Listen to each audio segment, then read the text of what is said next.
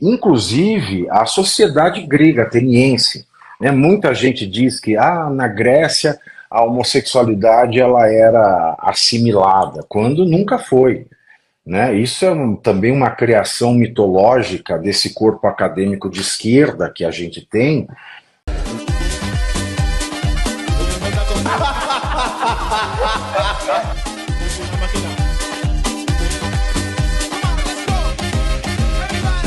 A verdade é que o sexo em si é algo avesso, não é, à doutrina mais rígida do cristão.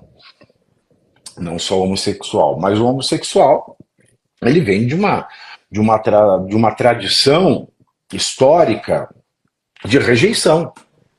Então é algo natural. Você encontra a rejeição ao homossexual no cristianismo, no islamismo, no judaísmo, você encontra rejeição ao homossexual, nas religiões, Todas da as religião religiões hindu. rejeitam Exatamente. o homossexualismo? Sim, inclusive a sociedade grega ateniense, né? Muita gente diz que na Grécia a homossexualidade ela era assimilada, quando nunca foi, né? Isso é também uma criação mitológica desse corpo acadêmico de esquerda que a gente tem, porque quando nós analisamos as teses mais densas sobre a dinâmica social na Grécia, nos tempos de Platão e Aristóteles, a gente tinha uma elite em grandes cidades que, de certa maneira, e não de forma unânime, era uma certa elite, era uma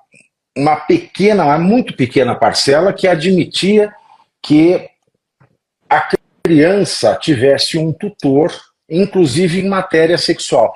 Mas essa tutela, né, de crianças na Grécia, na verdade, era um grande esquema de pedofilia, porque quando a pessoa, independentemente do sexo masculino ou feminino, não completa 14 anos, você não tem nem homem nem mulher, né? O menino se torna homem com os 14 anos, de maneira que a tutela só podia ser feita por um homem com um menino, ou seja, menor de 14 anos.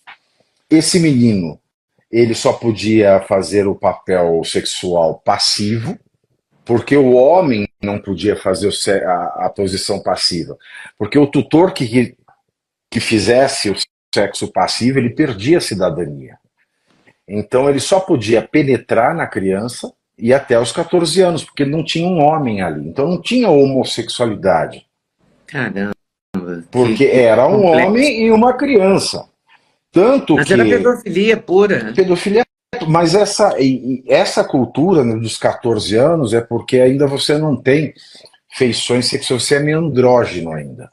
No Paquistão, no Afeganistão, onde as penalidades para prostituição são muito grandes e as penalidades para adultério também, então você não encontra prostitutas nesses países de islamismo mais ferrenho. Existe ainda hoje a cultura do chamado baixa base. Você tem uma população que é muito pobre. Então, os homens, né, bichas velhas ou pessoas que querem ter sexo fora do matrimônio, ou antes do matrimônio, ou depois do matrimônio, eles frequentam casas que são as casas dos baixa base. Alguns senhores que têm mais dinheiro, eles percorrem vizinhanças muito pobres desses países, que correspondem nesses países a 95% do território, e eles oferecem para pais e mães um dinheiro para criar os meninos de até 14 anos. E aí eles levam esses meninos, eles sustentam esses meninos, eles mandam para a escola, mas eles maquilam e vestem esses meninos como pequenas odaliscas e servem esses meninos como prostitutas. Isso acontece muito hoje ainda no Paquistão e no Afeganistão. Eu, em 2017, quando fiz minha tese de doutorado, eu fui até o Paquistão e e percorri um pouco dessa questão dos baixa base, foi uma das coisas mais nojentas que eu já vi Deus me em livre. toda a minha vida. E o mais cruel é que, quando eles fazem 15 anos, eles são largados na rua. O próprio hinduísmo, que tem a questão das irjas, as irjas seriam travestis, eu não digo nem transexuais, mas os travestis que a gente tinha aqui antigamente no Brasil,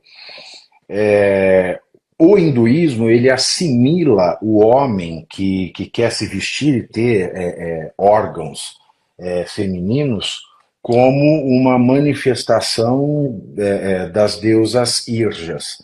Mas eles acabam condenando essas pessoas para marginalidade e para mendicância, porque elas não podem trabalhar, existe uma cultura de que se uma Irja olha para você na rua, isso eu vi muito em Nova Delhi, você tem que dar um dinheiro para ela, porque elas amaldiçoam, porque elas são levadas em batizados, batizado é um termo católico, mas elas são levadas em nascimentos, em casamentos, porque se diz que elas podem abençoar a mulher com uma fertilidade ou amaldiçoar com a infertilidade. Então são coisas assim muito loucas. Eles assimilam, mas assimilam e deixam na marginalidade.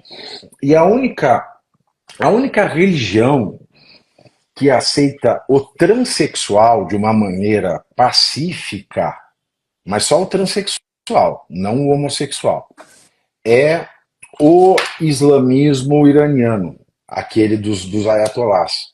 Jura? Porque o Logo dos Khomeini, ayatollahs? o Khomeini, depois da Revolução, depois da queda do Reza Pahlavi, ele teve um sonho com o anjo Gabriel, né, que o Khomeini falava muito com o anjo Gabriel, e o anjo Gabriel disse para ele que existiam almas aprisionadas em corpos errados.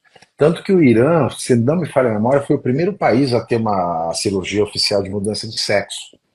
Porque o Ayatollah Khomeini recebeu a revelação do anjo Gabriel de que almas, às vezes, acontecia de ficarem presas em corpos errados e ele o Irã faz a adequação de sexo. Mas também a questão é a seguinte, se pegam, por exemplo, um homem com outro homem no Irã, um dos dois tem que falar que é transexual e fazer a redesignação de sexo, porque senão os dois são enforcados. E você aí já está preparado para ter todos os argumentos para dizer que Marx não foi um cara legal, para dizer que o comunismo não é um lugar para diversidade, para desmontar essa grande fake news histórica da esquerda, que é repetida por nossos professores de história, de geografia, de sociologia, que é repetida nas universidades, que é repetida nos livros. Está preparado para dizer por que Marx não era um cara legal e por que todo marxista raiz também não é, e porque o comunismo é terrível. Você já leu Nos Anais de Marx?